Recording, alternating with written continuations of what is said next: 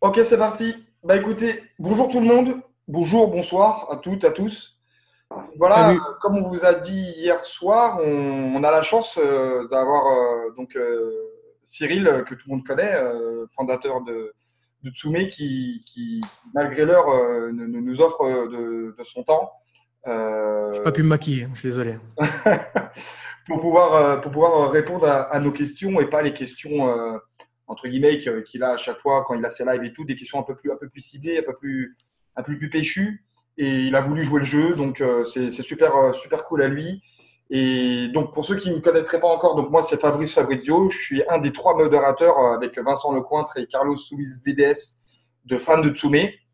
Et je suis accompagné de Cédric. Cédric, je te laisse dire un mot. Bonsoir à tous, Cédric, co-administrateur de Resin Collection, pour ceux qui nous connaissent.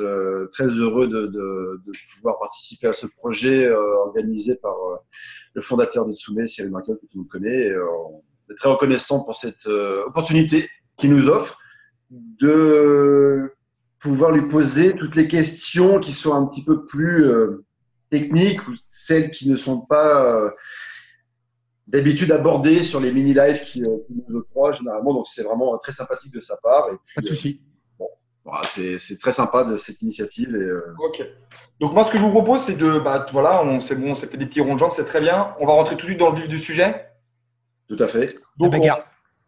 voilà. Donc on a quelques questions. On a essayé de préparer ça avec les gens des deux groupes et puis avec Cédric pour avoir sélectionné les questions qu'on pensait les plus pertinentes. Et donc on va te poser une question chacun et puis après à toi libre de répondre. On espère comme d'habitude avec la plus grande sincérité. Cédric, vas-y, je te laisse la parole. T'es le premier, tout le bal. Bon, bah, effectivement, il y a quelques questions. On les a répertoriées sur les deux groupes. On a sollicité hier soir les deux groupes pour pouvoir avoir un maximum de questions le plus pertinentes possible, dans le respect, bien évidemment, comme il y a pu y avoir. Donc, tout s'est bien passé.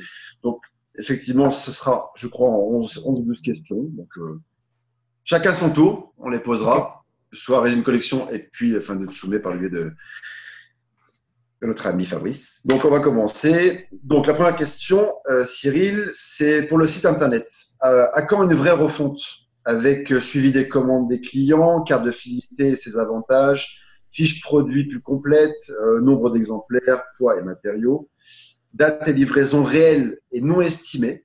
Y aura-t-il une rétroactivité pour les commandes passées sur le site de Tsume, comme ceux des revendeurs, qu'ils soient premium ou pas? Si tu as besoin que je répète des points de la question, si c'est des fois un petit peu trop long, tu n'hésites pas. Ok. Je vais essayer de répondre déjà à ce que j'ai retenu. Euh, Bien alors, sûr. la refonte du site, au niveau du compte client, normalement, depuis le dernier site qu'on a fait, tu peux maintenant voir toutes les dernières commandes, les commandes récentes sans problème. Tu peux accéder à un SAV direct sur ta commande. C'est plutôt les commandes qui datent, en fait, qui étaient faites avant la période du Ouais. nouveau site, si je dis pas de conneries, qui ne te permettent Ouais. pas en fait de revoir tout ça. Donc ça, c'est potentiellement un problème. D'ailleurs, si vous faites Ouais. partie de ce cas-là, il faut pas hésiter à joindre le SAV parce que ça veut dire que vous avez peut-être un souci ou quoi que ce soit. Donc au moins pour être sûr, n'hésitez pas à repasser un petit coup au SAV pour demander si tout est OK. Ensuite, tu parlais de carte de fidélité, c'est ça? Je dis pas de conneries. Carte de fidélité et ses avantages, fiche produit Ok. plus complète. Ok. Alors pour la carte de fidélité, on a prévu un gros set de démonstrations et d'explications lors des Tsume Fan Days. Donc ça veut dire au mois de mai. Si je dis pas de conneries, c'est dans 3 mois, ce qui fait un peu peur d'ailleurs. Ouais.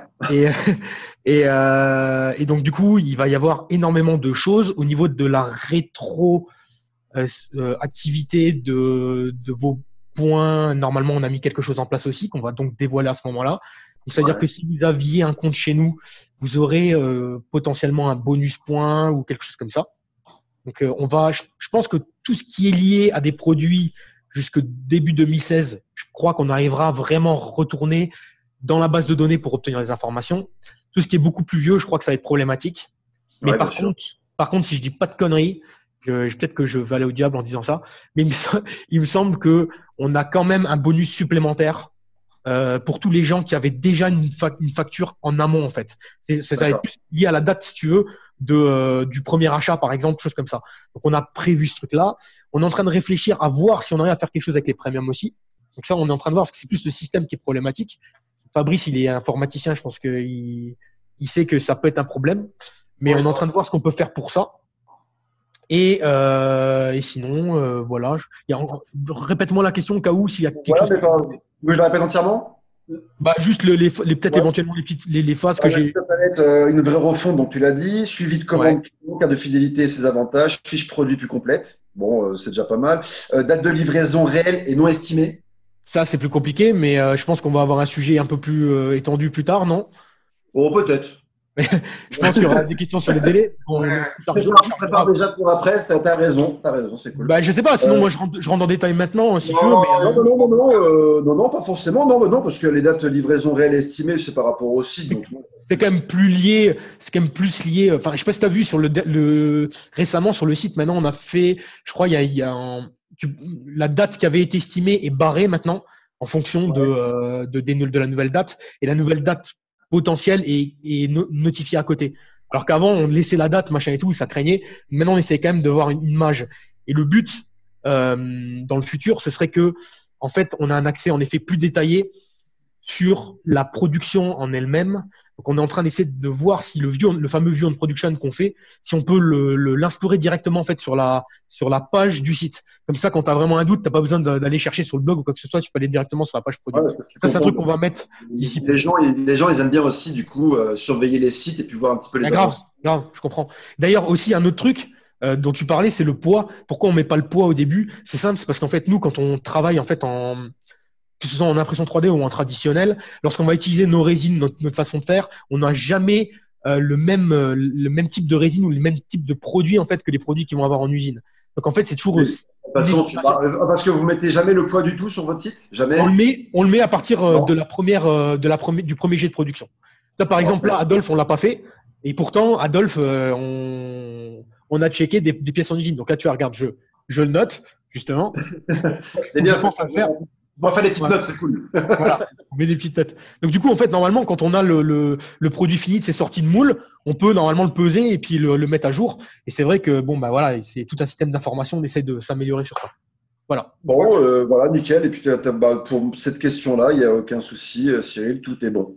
Merci à toi. Je peux laisser ça maintenant à mon compère Fab. Ok, donc à moi.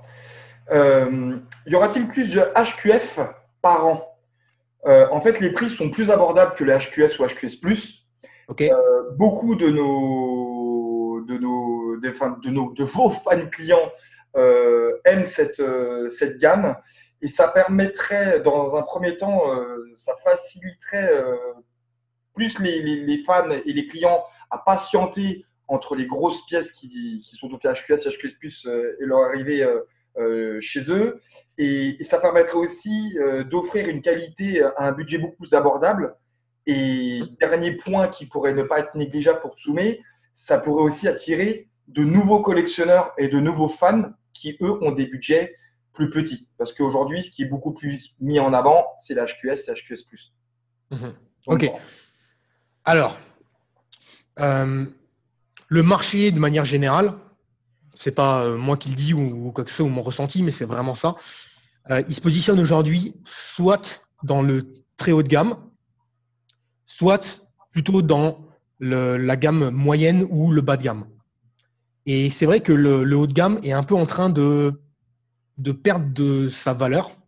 Il y a eu une grande période en fait je sais pas si vous connaissez un petit peu, mais il y a Alter, Good Smile, il y a toutes ces marques qui sont vraiment beaucoup plus spé à la base en figurines PVC, très haute qualité. Ils font des super beaux produits.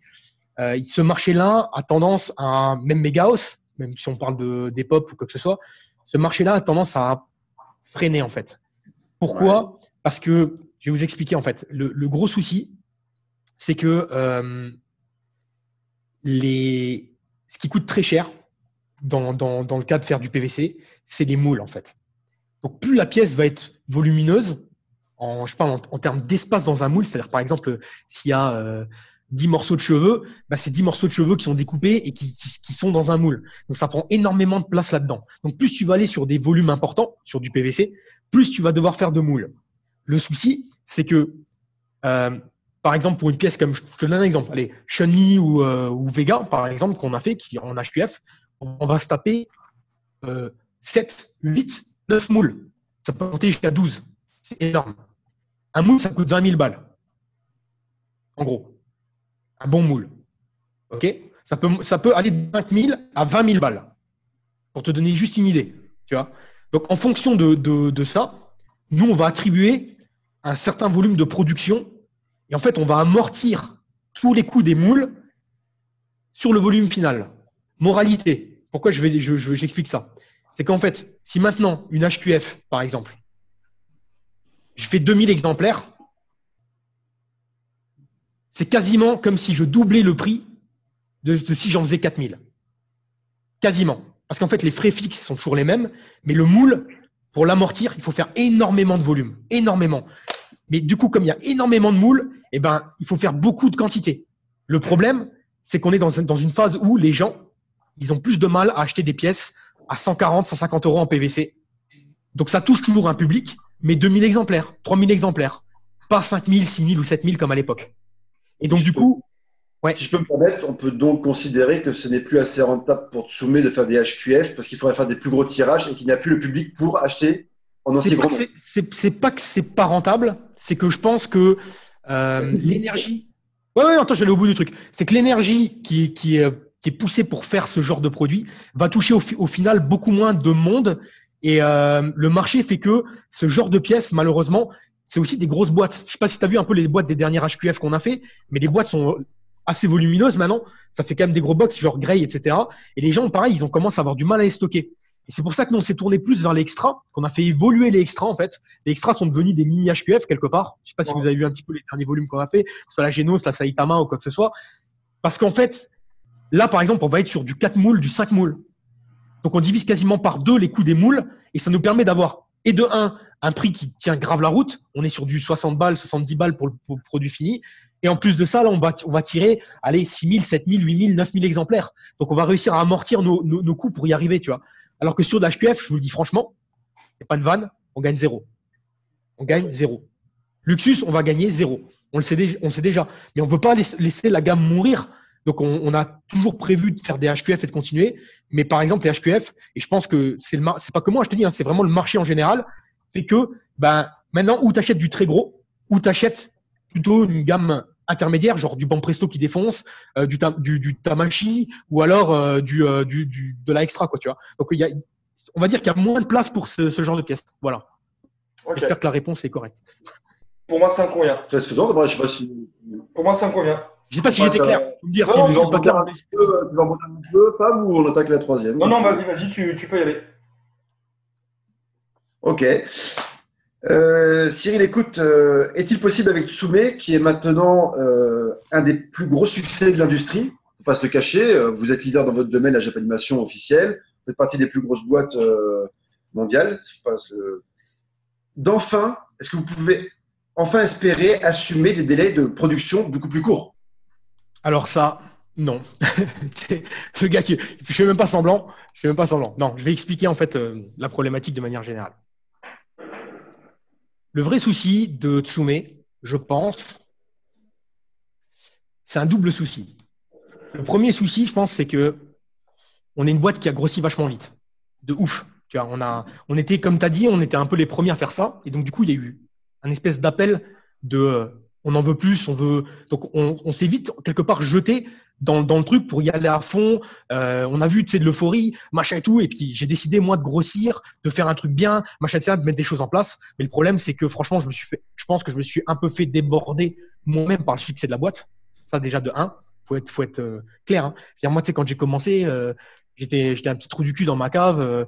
C'était un truc de ouf, quoi. J'ai du mal à imaginer qu'aujourd'hui, on est quasiment 50. Donc, tu vois, il faut bien se rendre compte que la société, elle a dû évoluer vers quelque chose que j'ai appris aussi à mettre en place, tu vois, parce que c'est tous les jours, tu apprends et tu es obligé de te remettre en question et de te dire, mais j'ai jamais fait ce truc-là, quoi. Tu vois, moi, je suis pas à la base, tu vois, je suis autodidacte. Donc, t'apprends, tu te pètes la gueule, t'apprends, tu te pètes la gueule. Donc, du coup, je pense qu'il y a déjà d'une part des fautes qui ont été faites, je pense, par manque d'expérience. Comme quoi, par exemple? Je pense que j'ai sous-estimé J'ai sous-estimé pas mal de points, comme notamment le contact avec les ayants droit déjà, les délais qui auraient pu y avoir, ces choses-là. J'ai peut-être sous-estimé le processus général de fabrication. Tu vois, je me suis peut-être dit, voilà, allez, vas-y, on y va à fond. Vas-y, mec, tu vas tout déchirer. On s'en fout, on envoie du lourd et on y arrivera. De toute façon, on y arrivera. Mon esprit shonen, pas dans le sens, on va faire un truc et puis on s'en bat les couilles, mais plutôt, on va faire un truc et de toute façon, on y arrivera parce que on y croit, on a envie de bien faire. Et peut-être que j'ai peut-être sous-estimé le fait que on aurait autant de problèmes au même moment, plus un peu de malchance qui nous est vraiment tombé sur la gueule. Il y a plein de points où vraiment on n'a pas eu de bol non plus. Donc tout ce cumul fait que ouais, on a grave souffert. On a eu des violences incroyables. Tu vois, les Ayolia qui arrivent ici, catastrophe. Je veux dire, je peux te citer plein de trucs quoi. Kenpachi, on a eu plein de problèmes. Ichi au début, on avait plein de problèmes. On a vécu des trucs de fou quoi. Tu vois, mais on a appris. Et à l'époque, le marché n'était pas prêt aussi. Les usines n'étaient pas prêtes à faire ce qu'on faisait. Ils avaient l'habitude de faire des produits qui n'étaient pas du tout des produits manga. C'est le manga, c'est quoi? Avant tout, c'est de la propreté. C'est des couleurs claires. C'est beaucoup de choses qui sont à l'aérographe.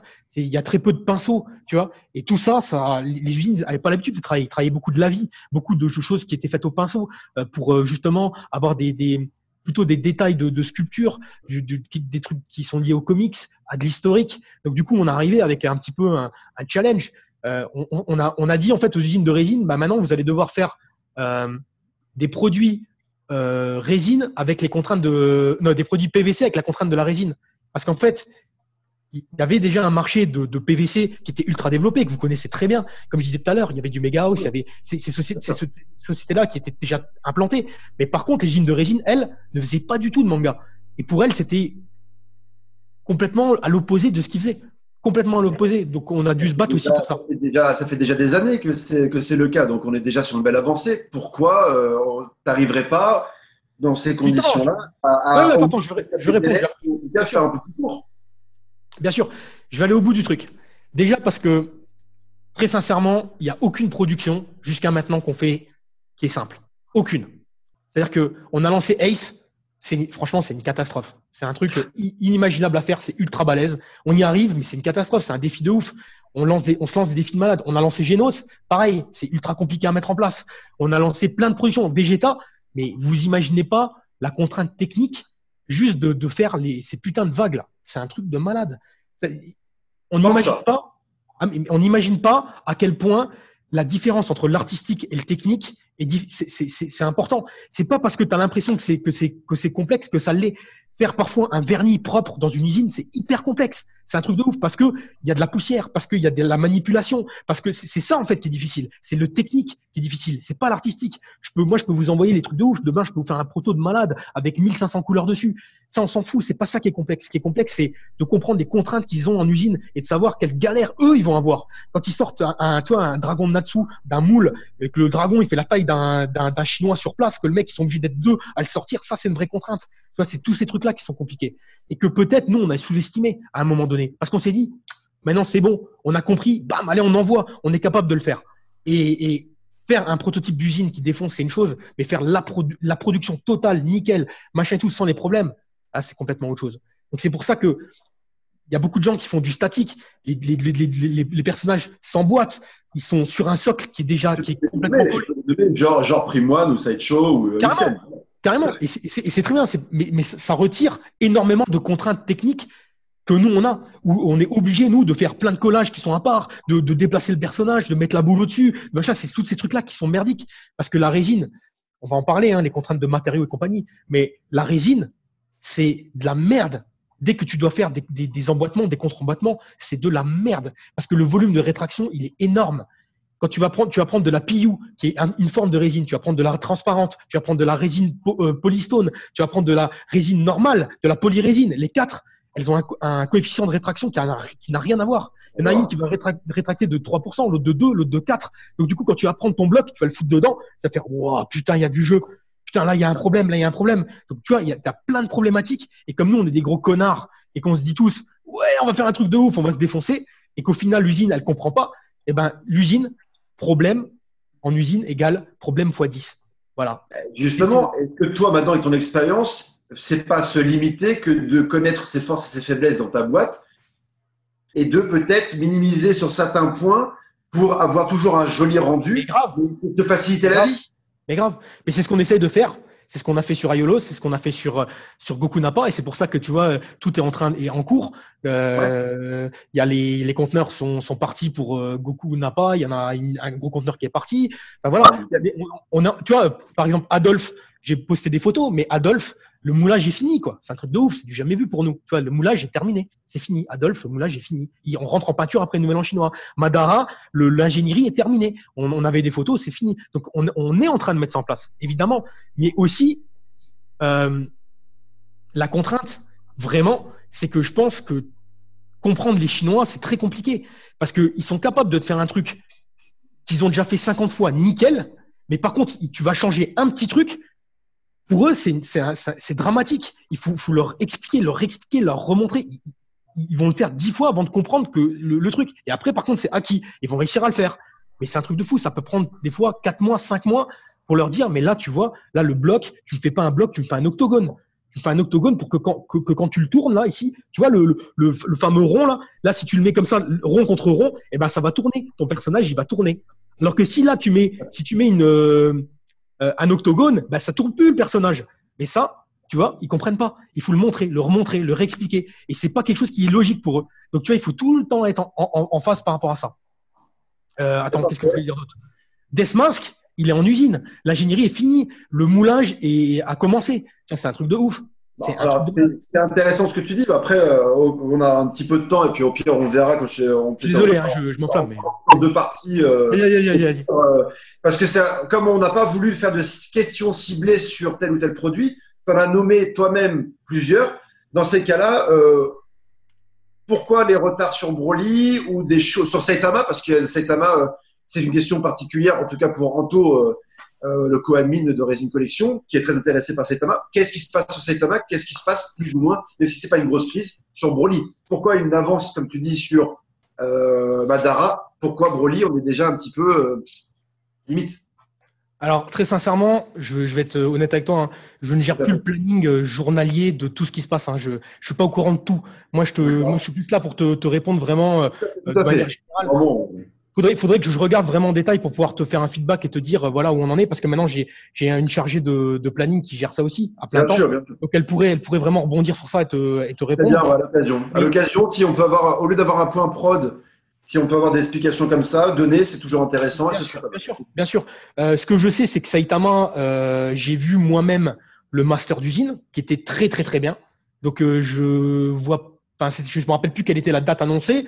Mais je crois qu'on était sur quatrième trimestre 2018, donc entre septembre et décembre de cette année, je crois, et ça a été repoussé au semestre 2019, si je me trompe pas.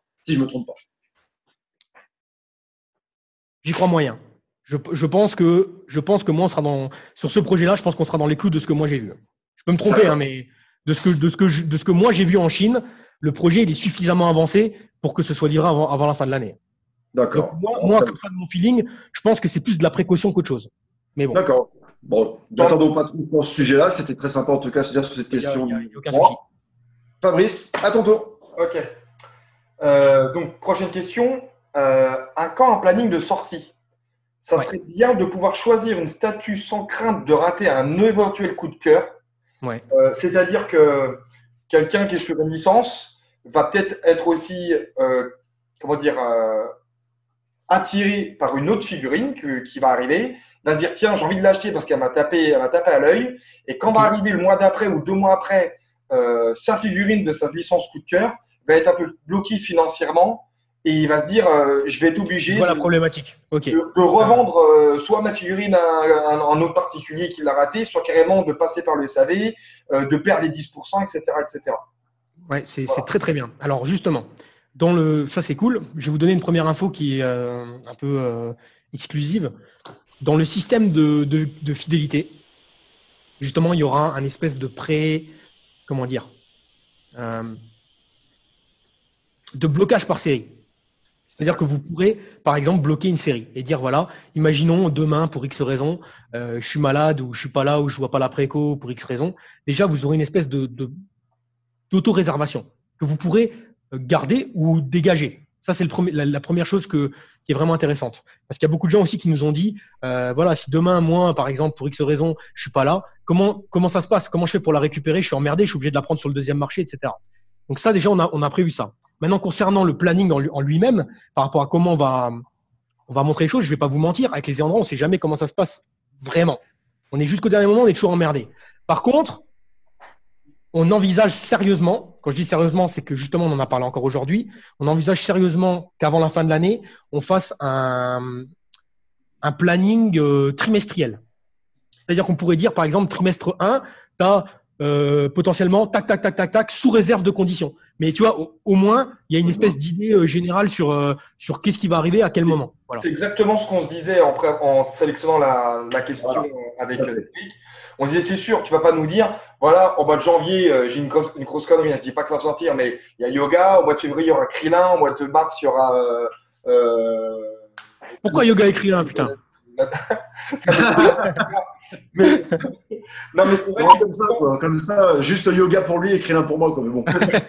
Non, mais c'est vrai que, effectivement, juste par trimestre, si on peut déjà avoir, ne serait-ce que le nom de la licence, dire voilà, premier trimestre 2018, on va bosser sur 2-3 licences et ça devrait être Sanseiya, One Punch Man et DBZ. Sur le trimestre suivant, c'est ça. Et comme ça, les gens qui sont vraiment fans déjà de licences pourront déjà gérer un peu leur budget. On va le faire. Il y a beaucoup de gens, je suppose, et tu peux me le confirmer, qui prennent beaucoup le paiement étalé.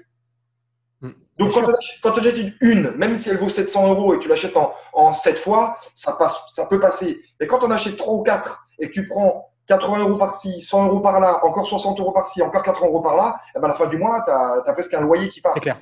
Donc, voilà. C'était en ça la question et c'est pour ça qu'on l'a… On nous en avait déjà… Enfin, il y a quelqu'un qui me l'avait déjà proposé. Je trouvais que c'était une bonne idée et on l'a remis sur le tapis, je te dis, aujourd'hui en plus. Donc, j'espère qu'après les Tsumé Fan Day, on arrivera à le mettre en place. Bon, bah tant mieux. Bah écoute, si on a réussi à tomber pile, c'est encore mieux. Cool, merci. Je t'en prie. Bah vas-y, à toi Cédric.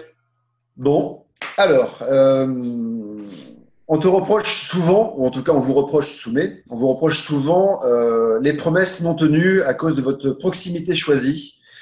Avec du recul, ne penses-tu pas que cela a été à double tranchant par rapport au contexte actuel? Donc, plus ou moins la tourmente. En tout cas, voilà, le contexte qu'il y a sur les réseaux sociaux en ce moment. Comme le font certaines autres grands fabricants qui n'ont pas choisi cette voie et qui, par conséquent, n'ont pas à subir ce genre de remontrance vu sur les réseaux sociaux. Bien sûr, bah, c'est un choix. C'est un choix, je pense. Il n'y a pas de bon, il n'y a pas de mauvais. Je pense que évidemment, il y a souffrance parfois. Évidemment, parfois, il y a méga grosse joie aussi. Tu vois, tu vis les deux, quoi. Tu vis les hauts, les bas. Et je pense que moi, je sais pas, je suis comme ça. J'ai toujours essayé d'être sincère. Après, voilà, bah, il y a des gens qui y croient, il y a des gens qui y croient pas. Maintenant, si c'était à refaire, tu le referais? J'allais poser exactement la même question. Bien sûr, je le referai, évidemment. Regarde là, tu vois, aujourd'hui, on est là ensemble, tous les trois en train de discuter. Est-ce que vous imaginiez qu'on aurait pu faire ça il y a même 6 mois? Ben voilà. Donc c'est la preuve que moi je crois en l'humain. J'ai toujours cru en l'humain. C'est pour ça que d'ailleurs j'embauche plein de gens dans mon entreprise. Tu sais, je défends un peu mon beefsteak, mais ma boîte c'est pas une boîte de freelance. Ma boîte c'est une boîte d'êtres humains. C'est des mecs qui se défoncent, qui sont là avec moi tous les jours, qui croient en moi et je me défonce pour eux et je me défonce pour vous. Et moi je vous dis une chose. Encore une fois, c'est des promesses si vous voulez, mais tous les jours je me lève en me disant je peux faire mieux, je peux me battre et je peux aller beaucoup plus loin. Donc non. Moi, je pense qu'il y a des gens qui sont mécontents. Il y a des gens aussi qui ne m'aiment pas. Et je comprends qu'ils ne m'aiment pas. Hein. Il n'y a pas de souci. Maintenant, sincèrement, moi, je suis un gars qui kiffe ce qu'il fait et je vais me battre jusqu'au bout. Et si jamais je veux les faire changer d'avis, c'est par le travail. Donc, je vais tout faire pour leur prouver que voilà, qu'on se défonce de plus en plus. Et là, je peux pas vous parler de tout, malheureusement, parce que parce que stratégiquement parlant, ce serait même pas bon pour moi. Mais je vais vous prouver vraiment. Et ce sera impossible de contredire ce que je suis en train de mettre en place. Impossible, vraiment, que les gens qui disent du mal de nous se trompent. Je vais le prouver. J'ai besoin de temps. Mais je vais le système, par exemple, le système de relations qu'ont des boîtes comme Prime One via Sideshow, choses comme ça, qui montrent un petit teaser le matin sur leur groupe. Voilà, ils mettent une bannière, ils balancent en photo tout le détail, les 1000 photos de la préco. 2 jours après, sur Sideshow, tu as la fille qui est sur sa table et qui fait son petit live. Une proximité sans être proche. Tu vois ce que je veux dire? Ouais. Est-ce que ce système-là aussi est un bon exemple? Je sais pas si c'est un exemple, mais en tout cas, est-ce que c'est une perspective pour toi ou dans le style où tu veux rester totalement dans ce que tu fais depuis le début? Et voilà. Tu vois, le Torah no Tsume, c'est un bon exemple de ce qu'on est. Tu vois, on joue pas un rôle quand on fait le Torah no Tsume. Quand on fait nos trucs et tout, on est mort de rire. Entre nous, on est comme ça. C'est une vraie ambiance. Ils étaient mieux. Je pense que c'est ce qu'on te dit souvent. Je regrette, moi, ce côté live d'avant. Les Torah no Tsume, je pense qu'ils sont un peu mous et c'est dommage, je trouve. Ben, le souci, si tu veux, c'est que moi aussi, malheureusement, comme je te l'ai déjà dit, je suis chef d'entreprise et je peux plus faire des lives parce que ma vie, elle est tellement compliquée que j'arrive plus, si tu veux, à dire, voilà, je me bloque une nuit ou quoi que ce soit. J'ai tellement de problématiques et puis bon, j'ai une famille aussi, j'ai deux gamines. On comprend ça à moindre mesure. Voilà. Oui, t'inquiète pas. Et du coup, j'ai plus les mêmes dispos qu'avant. Donc, d'un côté, je me bats, tu vois, pour la Chine, machin, etc., pour embaucher des gens, pour que ça marche. D'autre côté, ben, j'essaie, tu vois, de faire le compromis toujours. Parce que c'est ça qui est dur, c'est de faire le compromis. Et ça paraît simple, mais ça ne l'est jamais, en fait. C'est que tu as beau faire ce que tu veux, en réalité, tu as toujours une petite perte dans un truc. Tu gagnes dans un truc, mais tu as une perte ailleurs. Et c'est super compliqué, mais j'essaie juste, en fait, de faire du mieux que je peux avec les moyens que j'ai. En fait. D'accord, ok. Bon, Donc écoute, oui, juste pour information, je regrette rien du tout. Et même les gens avec qui j'ai pu me prendre la tête parce que j'étais pas d'accord ou quoi que ce soit, franchement, je leur en veux pas. Je leur en veux pas. Je les comprends. Franchement, il y a un moment donné où tu attends des produits pendant un an, pendant un an et demi, tu as le droit d'être vénère. Qu'est-ce que tu veux que je te dise? Tu as le droit d'être vénère. Mais tu as le droit aussi d'essayer de nous comprendre. Et j'en veux plus aux gens qui me connaissent, qui m'ont rencontré, avec qui j'ai parlé et qui savent que je suis passionné, que je surkiffe ce que je fais. C'est plus dans le sens-là. Ils ont été déçus, mais moi aussi, je suis déçu. Moi aussi, je suis déçu parce que putain, bordel, j'ai quand même fait énorme quoi pour ce marché. J'ai fait énormément de choses pour que ça marche. J'ai fait plein de trucs, j'ai fait des sacrifices de malade pour les gens. Bien sûr, ça, personne ne le remet en cause. Mais après, c'est aussi la proximité que tu as eue avec tes lives et tes mini-lives. On aime tous les mini-lives où tu montres la tête de Goku avec Broly à 23h ou minuit un vendredi soir. Mais en même temps, ces silences blackout, quand il commence à y avoir un petit peu de retard, etc., etc. Donc, une proximité qui a double tranchant et qui, du coup, crée des tensions. Silence blackout, je te coupe pas vraiment quand même. Hein. Non, peut-être pas silence blackout total, mais on a quand même investi énormément d'argent pour expliquer les view on production, machin et tout. On a mis un truc en place. Moi, je me rappelle. Hein, attends, mais je te le dis juste pour que tu comprennes quand même ma position. Moi, j'étais à Los Angeles, j'étais en train de crever, machin et tout. J'ai vu plein de trucs négatifs. Je me suis levé à 3 heures le matin. J'ai préparé un live pour expliquer les choses aux gens. J'ai tué mon équipe. J'ai dit les gars, putain, on met plein de trucs en place. On met ça. Il faut qu'on y arrive, machin et tout. Vraiment, on se bat comme des oufs. Mais de ouf. Après, peut-être qu'il n'y a pas le résultat escompté encore. Mais je t'ai dit, pour mettre les choses en place, ça prend du temps. Bien sûr. Pour faire une prod, il faut déjà 6 mois, 1 an, même dans le meilleur des cas. Mais quand ça va très, très bien. Et du coup, on est en train de le faire. Et on va y arriver. C'est ce que je suis en train de te dire. On va y arriver. Maintenant, à un moment donné, on est humain. Et tu vois, et c'est ce que tu disais tout à l'heure. Là-dessus, tu avais complètement raison. C'est-à-dire, est-ce que c'est bien d'être aussi proche? Ça, il n'y a pas de vraie réponse. Je pense que oui, il y a énormément de gens qui nous soutiennent, beaucoup plus que ce qu'on imagine. C'est énorme. Il y a des gens qui sont déçus, mais ça reste une minorité. Je peux te le dire dans les ventes, je peux te le dire dans les chiffres. Ça reste une minorité de gens. Et après, c'est pas pour ça qu'il faut l'ignorer. Au contraire, la preuve, je suis là avec vous et je vais tout faire pour que ça marche. Maintenant, il faut tous aussi que les gens fassent un effort. Moi, si les gens font un effort avec moi, j'ai encore plus envie de me battre pour eux parce que c'est pas en me crachant dessus, en disant du mal de moi ou en crachant sur mon équipe qu'on va faire avancer les choses. Alors que si on discute et qu'on fait avancer les choses, bah là, putain, ouais, là, on va se battre quand on est motivé. Putain, on a envie de vous montrer qu'on en a dans le ventre. On a envie de vous montrer qu'on est là. Vraiment, je déconne pas. Et vous allez le voir. De toute façon, vous allez voir la différence. Parce qu'on a mis des trucs de ouf en place. Et je peux pas encore en parler. Mais putain, quand on va annoncer, là, j'ai le feu, quoi. J'ai le feu de ouf de vous montrer. Vraiment. On attend que ça, de voir les actes. Il n'y a pas de souci. Je sais, et je le vois bien. En parlant avec toi, je le vois bien. Tu vois, comme d'habitude, le dialogue fait qu'on peut aussi parler et à faire avancer les choses. Et je te dis, je dis pas qu'on est intouchable. Tu le sais très bien. Tu as préparé des questions. Elles sont bien calées, tes questions. Et elles sont justes. C'est aussi pour ça que je décide de répondre, parce que il n'y a pas de problème. Des conneries, j'en fais. Tout le temps, tous les jours. Il n'y a pas un jour où je me dis pas, putain, j'aurais pu. Avec Fab, on a décidé, c'est pas non plus une mise à mort ni rien. Tu as proposé cette interview, on fait les choses bien, et voilà, c'est qu'on fait ça vraiment correctement. Il n'y a aucun problème. Et remettre la bonne ambiance sur les groupes et puis dire, voilà, Cyril Markel, il est venu, il répond à tout ça très, très sincèrement, et puis les gens croiront ou pas, ça, c'est plus notre problème. On est là pour modérer les groupes, que les choses se passent bien, on attend que ça de vous croire et de récupérer une flamme qui est en train de s'éteindre. Très clairement. Voilà. Mais avec plaisir que vous vous battiez, il n'y a pas de souci. On attend que ça. Allons-y. Ok. Écoute, Fab, mon petit, vas-y à toi. Ok, donc avant de passer à la sixième question, on va faire la petite pause et faire dans un volet numéro 2. On va reprendre, d'accord? On est Ok. bon, tu veux? Ouais, ok.